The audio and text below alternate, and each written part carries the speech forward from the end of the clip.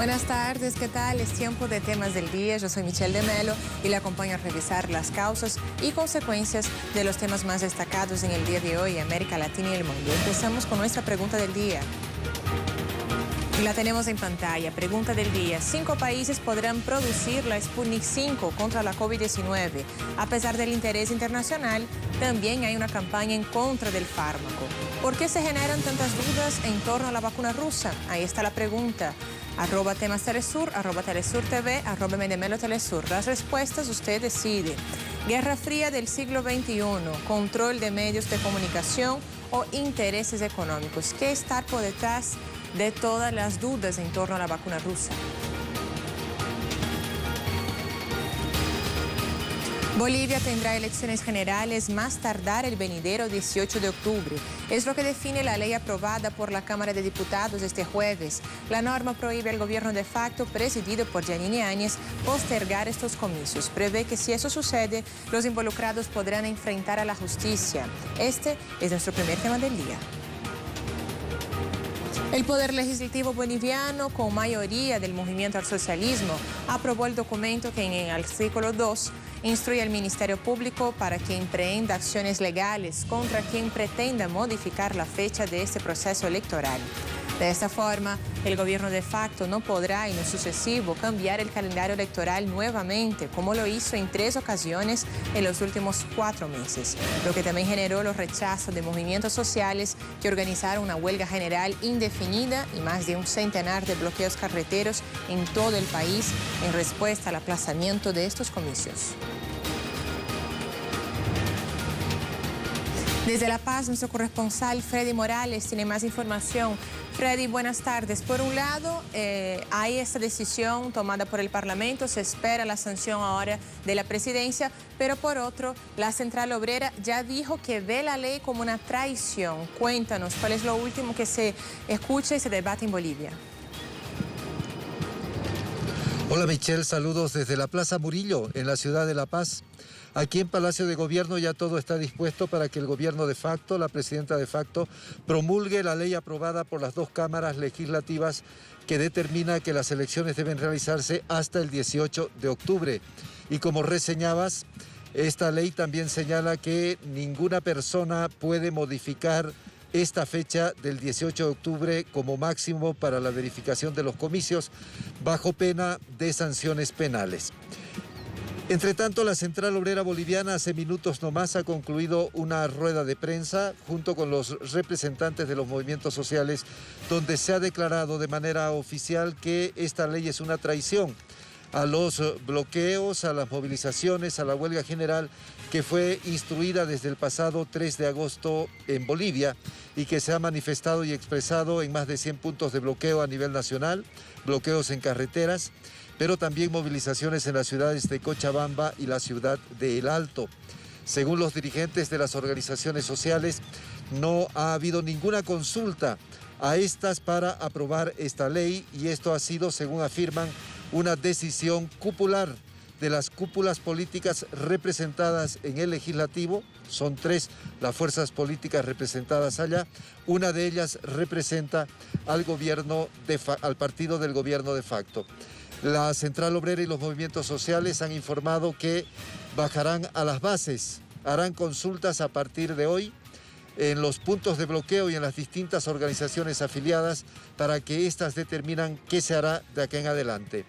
Es un poco ambigua la posición de estas organizaciones porque no han rechazado la ley, han declarado que es una traición porque no fueron consultadas para su aprobación y han señalado, insisto, en que consultarán a las bases, a las organizaciones y éstas decidirán si mantienen los bloqueos o los suspenden.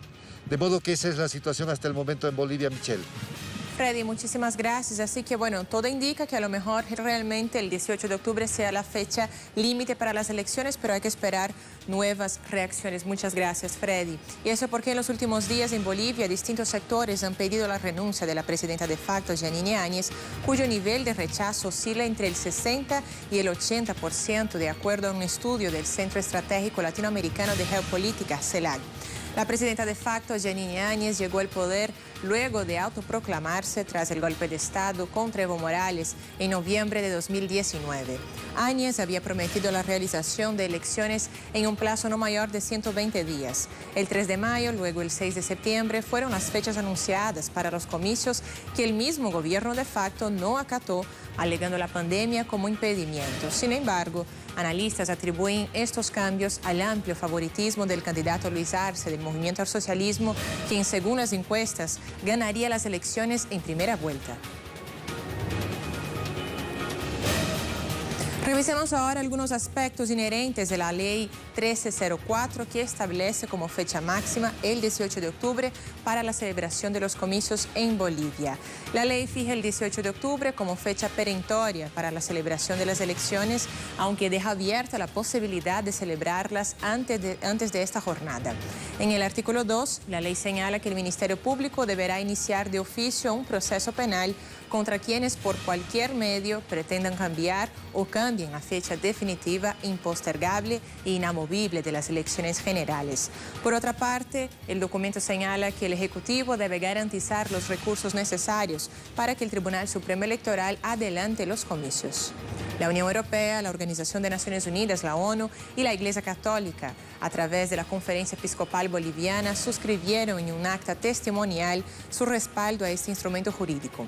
La ley fue enviada a la Presidencia de la República de Bolivia para su promulgación y ejecución, y es eso que se espera en este momento.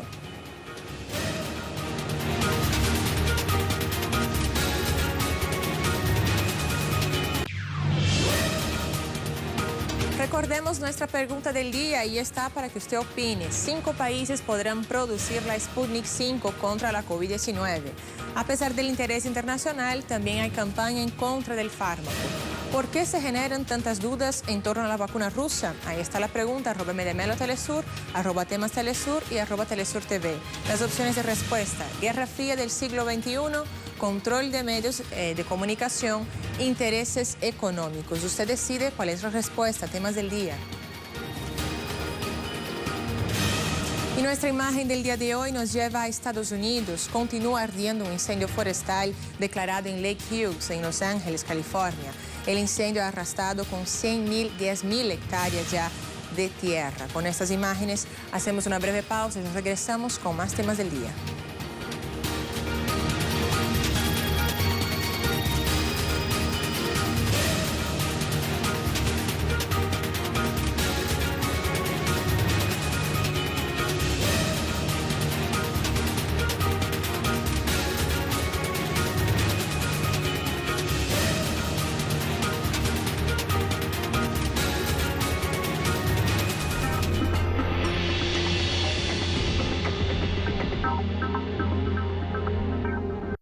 Documentales Telesur presenta. 真係死情。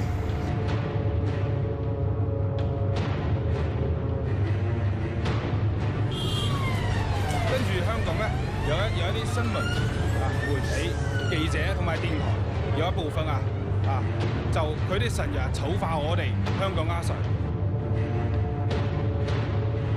佢哋成日講嘅民主自由公平公正係對佢哋自己嘅，但係對其他人就冇。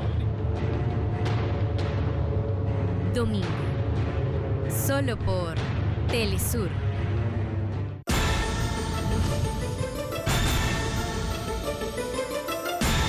Quienes mueven las fichas.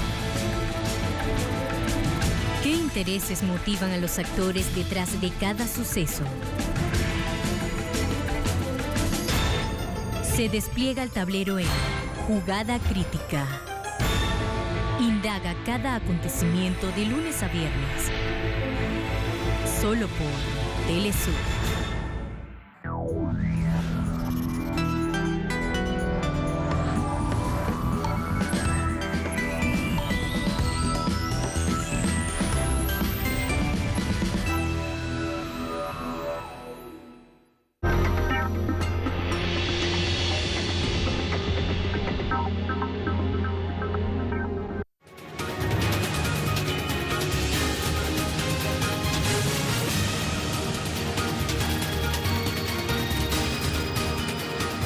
Regresamos con más temas del día. La Corte Suprema de Chile rechazó un recurso de amparo a favor del machi Celestino Córdoba, quien ya lleva más de 100 días en huelga de hambre exigiendo su derecho a la prisión domiciliaria. Con esa decisión, el líder mapuche tendrá que esperar su sentencia detenido en una cárcel del Estado chileno. La segunda sala de la Corte Suprema chilena rechazó la petición presentada por la defensa del machi Celestino Córdoba y ordenó que constituya recluido en la cárcel para cumplir su condena de 18 años por el caso Luxinger Macay.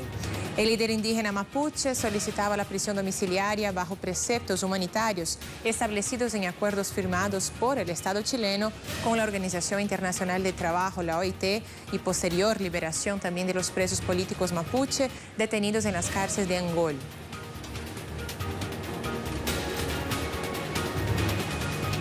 Desde Santiago de Chile, nuestra corresponsal Paola Dragnik está lista para ofrecernos los detalles. Paola, un gusto saludarte. Nuevamente tenemos una situación en que la justicia actúa en contra de los pueblos originarios en Chile. Cuéntanos.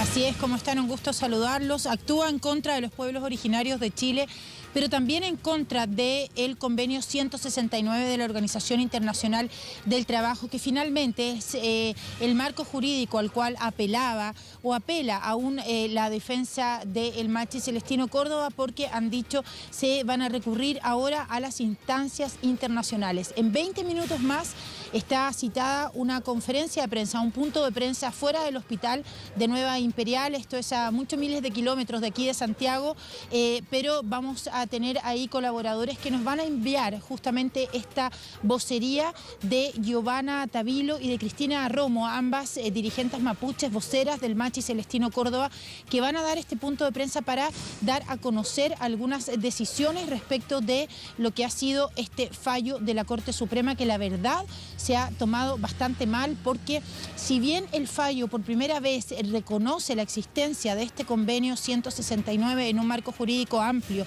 como es la Corte Suprema aquí en Chile, lo cierto es que no lo contempla para tomar las consideraciones de esta conmutación del arresto en cárcel por el arresto domiciliario por 6 meses. Eso era lo que se estaba pidiendo, ni siquiera una conmutación total o definitiva de los años que le quedan al machi Celestino Córdoba, condenado por este caso de la muerte de los terratenientes Luxinger Macay. Ahora bien, se ha dicho y han dicho las voceras que lo que se está pidiendo no es justamente un beneficio penitenciario. Aquí hay un marco legal que tiene que ver con el respeto a los pueblos originarios, a cómo ellos se organizan también socialmente, sancionan a quienes incumplen la ley o son condenados, pero nada de esto ha sido tomado en cuenta. Por otro lado, en el marco de la pandemia, miles de presos y presas chilenas han podido conmutar su pena en el marco de la pandemia a través de beneficios penitenciarios que ni siquiera eso se contempla para el machi Celestino Córdoba. Rápidamente se empezaron a escuchar algunas voces de reacciones del pueblo no mapuche, entre ellos de Sergio Mico, el director del Instituto Nacional de Derechos Humanos, que reconoce que esto es un durísimo golpe para particularmente las demandas del machi Celestino Córdoba, pero que esto no puede significar el cese del diálogo, el cese de la conversación, porque se está esperando que esta huelga que el machi Celestino Córdoba hace ya 102 días pudiera pasar a radicalizarse a esta huelga seca. Parte de esto es lo que vamos a conocer en unos 20 minutos más, cuando a eso de las 5 de la tarde, afuera del Hospital Intercultural de Nueva Imperial, donde está el machi Celestino Córdoba, sus voceras entreguen decisiones respecto de los pasos a seguir. Paola, así es. Bueno, muchísimas gracias por tu informe tan completo. Nosotros entonces seguiremos al tanto de la situación en Chile. Repasemos ahora parte del fallo de la Corte Suprema de Chile que niega el recurso de amparo al líder mapuche machi Celestino Córdoba. La Corte indicó que en opinión de este proveniente no se reúnen los supuestos del artículo 21 de la Carta Política para acceder al arbitrio impetrado. La privación de libertad del amparado no reviste caracteres de ilegalidad ni tampoco se ha afectado su seguridad individual por actos que emanen de la autoridad penitenciaria. Asimismo, El recurso jurídico destaca que es acordada con el voto en contra del ministro señor Dan, quien estuvo por acoger el recurso del amparo del recurso deducido. Solo en cuanto a dar lugar a la solicitud de Celestino Córdoba en orden de transmitirle y permitirle visitar su casa por el término de 48 horas a fin de que pueda realizar allí sus prácticas de curación espiritual, sanación y orientación moral de su comunidad.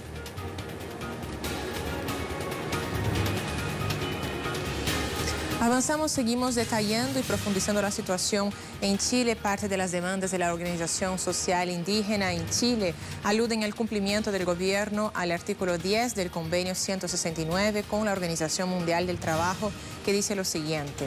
Detalla que cuando se impongan sanciones penales a los pueblos originarios que están previstas en legislación general, también se deberán tener en cuenta sus características específicas económicas, sociales y culturales. Asimismo, señala que deberá darse la preferencia a tipos de sanción distintos del encarcelamiento.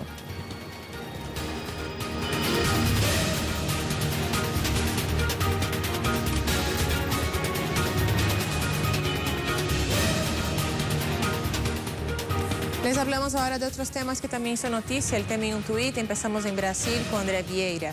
Tensión. La Policía Militar de Minas Gerais, que desde ayer ejecuta una acción de desalojo ilegal contra el campamento Quilombo Campo Grande, informa que utilizará el batallón de choque, la tropa más represiva en Brasil, contra los campesinos. Las familias están sitiadas sin alimentación y sin cualquier tipo de arma justamente para poder defenderse. Ahí vemos como nuestro corresponsal André Vieira adjunta video con toda la información.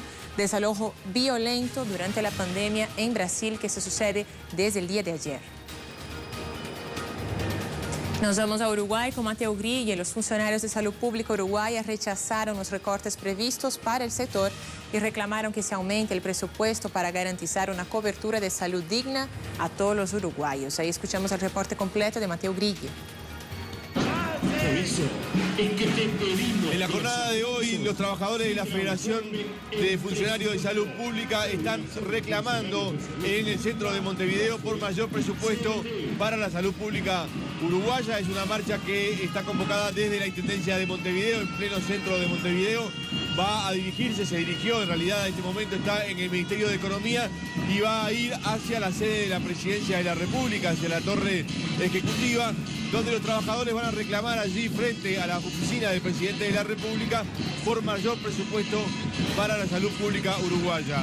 Hay un decreto que está en este momento vigente, elaborado, firmado por el Presidente de la República, Luis Lacalle Pou, para reducir los gastos del Estado en un 15% este año. Y además hay una ley de presupuesto que se está elaborando en estos momentos y que va a entrar en los próximos días al Parlamento Nacional, que se supone que tendrá grandes recortes en el presupuesto del Estado.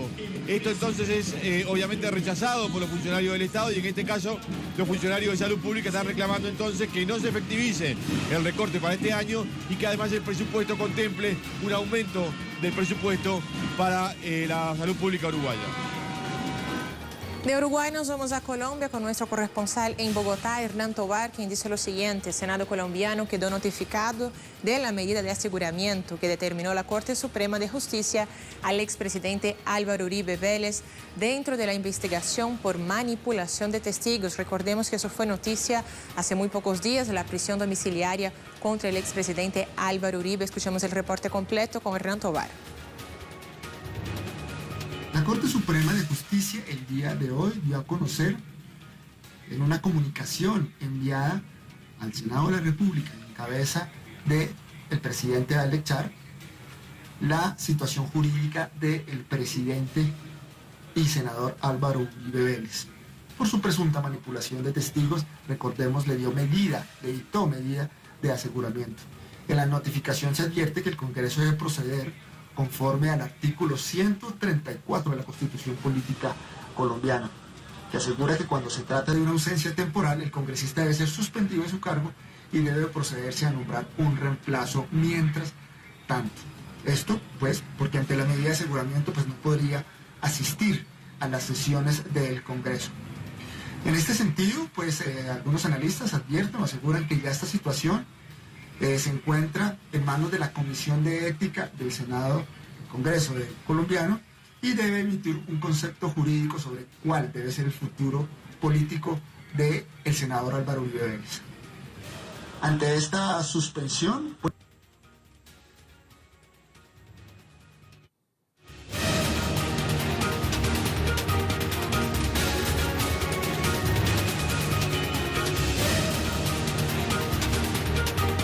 Ahí escuchábamos justamente el reporte de nuestro corresponsal en Bogotá, Hernán Tobar. Sin embargo, perdimos la comunicación. Ahora hacemos una breve pausa, ya regresamos con más información y temas del día.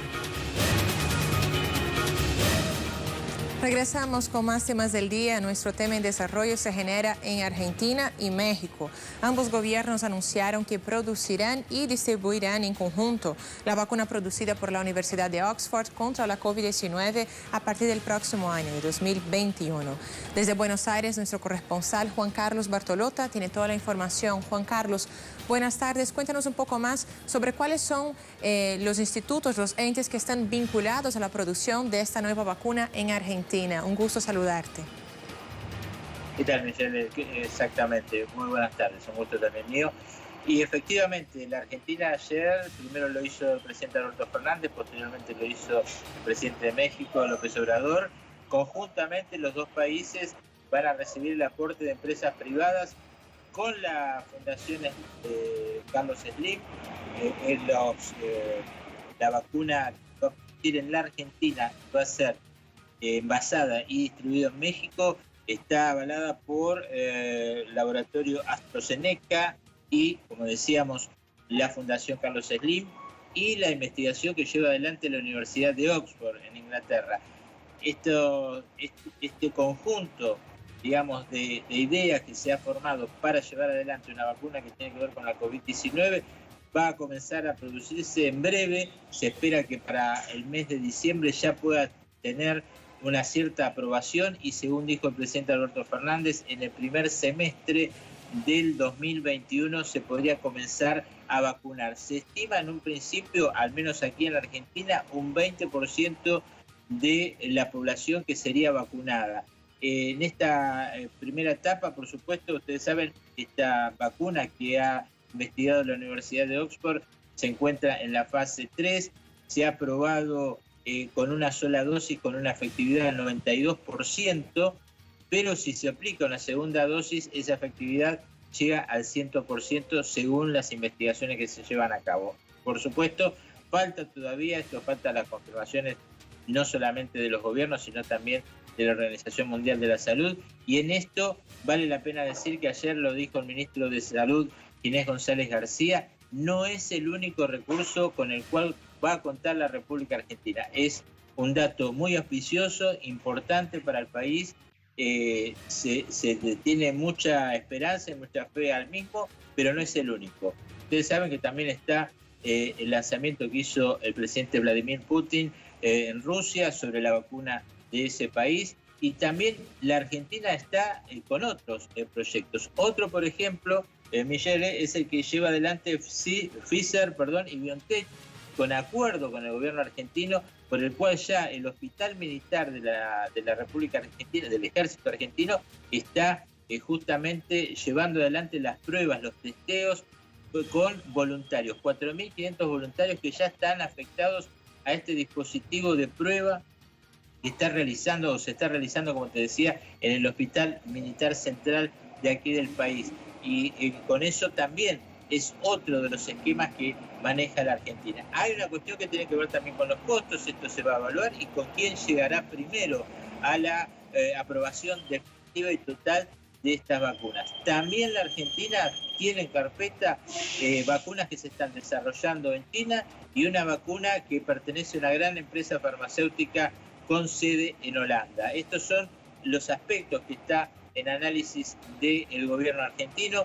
Por supuesto, la noticia del día de ayer, que tiene que ver con esta cooperación, digámoslo así, entre empresas privadas y los gobiernos de Argentina y México, abre un buen compás de esperanza para todos nosotros, porque la Argentina está pasando en estos momentos por lo que se denomina el pico de la pandemia. Hay una situación de cierto agotamiento, si se quiere, en la sociedad, porque se llevan más de 145 días de cuarentena, y esto lleva adelante ciertas polémicas no sobre la efectividad que ha sido demostrada, ha tenido esta cuarentena, sino sobre la extensión de la misma. Por eso, bueno, la aparición en el escenario de estas posibles soluciones a este gran problema de la pandemia a nivel mundial, bueno, como decía, abre un camino de esperanza para todos aquí en el país. Y en Latinoamérica, Michelle, porque vamos a recordar que también en el caso de este anuncio que se hizo ayer,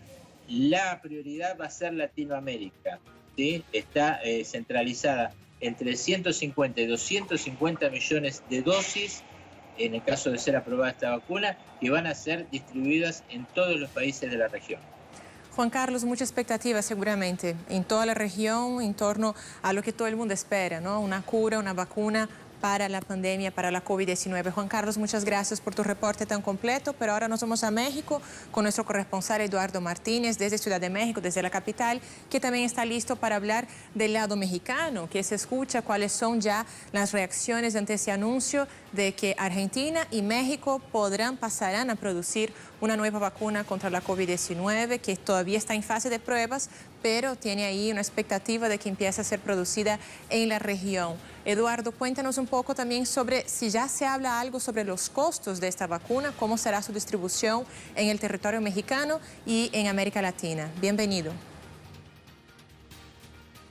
Hola Michelle, qué gusto saludarte, un gusto saludar al auditorio de Temas del Día. Pues el día de hoy desde Palacio Nacional el presidente Andrés Manuel López Obrador, acompañado de parte de su gabinete, como el canciller Marcelo Ebrard, también estuvo el secretario de Salud, Jorge Alcocer, además estuvo presente también el presidente de la Fundación, Carlos Slim, además de otras personalidades como la representante de la farmacéutica inglesa AstraZeneca, quien está junto con la Universidad de Oxford produciendo precisamente todo este proyecto de la vacuna que ahora mismo se anuncia se producirá entre Argentina y México. Cabe destacar, Michelle, que en el caso de Argentina se estará produciendo allá la sustancia activa, mientras que en México se encargará de envasar estas vacunas y de distribuirlas no solamente en México, sino también en América Latina y el Caribe, excepto Brasil. Parece que el gobierno brasileño no ha entrado a ningún tipo de, por lo menos a este protocolo de investigación. Sin embargo, pues ahí es donde se está viendo ya la forma en que los países están tratando de acudir a todas estas alternativas para poder enfrentar este coronavirus SARS-CoV-2. En el caso de México, puedo decirte que el presidente Andrés Manuel López Obrador instruyó a que la distribución para la población mexicana sea de manera gratuita y universal. Se estarán ya generando los planes en los cuales se estará viendo quiénes son las personas prioritarias, pero de acuerdo con los protocolos que tiene la Organización Mundial de la Salud, se sabe que en primer lugar se tendría que vacunar al personal de la salud, que son los que están en la primera línea de batalla frente a este coronavirus, a la COVID-19, que es la enfermedad que produce, y por supuesto después vendrían las personas vulnerables mayores de 65 años y quienes padezcan algún tipo de morbilidad que ponga en riesgo su salud y que sabemos han atacado bastante fuerte el coronavirus a personas que padecen diabetes o hipertensión o tienen alguna otra enfermedad crónica que ponga en peligro pues su bienestar. Así la situación, Michelle, en este tema del acuerdo al que llegó Argentina, México, AstraZeneca y también la Universidad de Oxford, para que sean esos países en este lado del planeta los que tengan a su cargo la producción de esta vacuna y de esta alternativa que, como bien mencionaba mi compañero de Argentina, no es el único mecanismo en el que está pensando México, pues México participa en otros protocolos que son también de suma importancia para encontrar algún tipo de tratamiento y de vacuna para enfrentar a esta pandemia de COVID-19. Michelle. Eduardo, importantísimo. Y vemos como tanto en México como Argentina hay una unión de esfuerzos para combatir la pandemia de la COVID-19 también en nuestra región. Muchísimas gracias por tu reporte tan completo. Revisemos ahora nuestra pregunta del día. Al inicio del programa les preguntamos lo siguiente.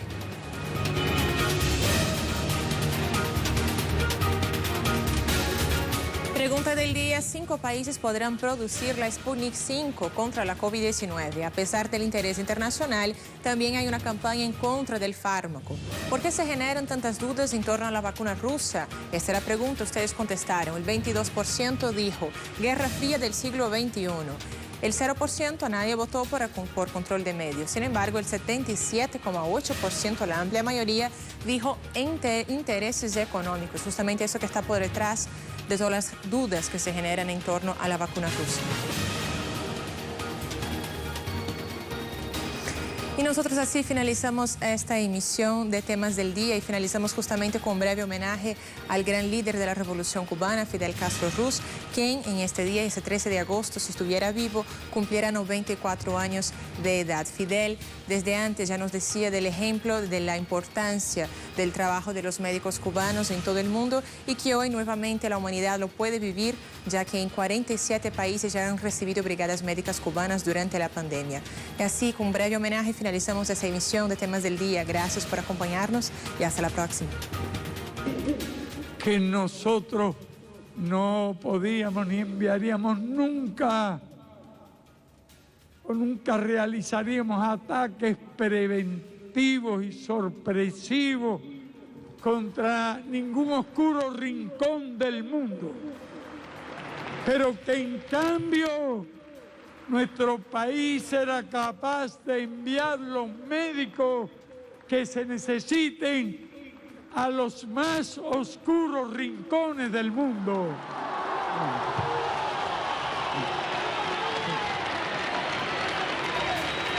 Médicos y no bombas.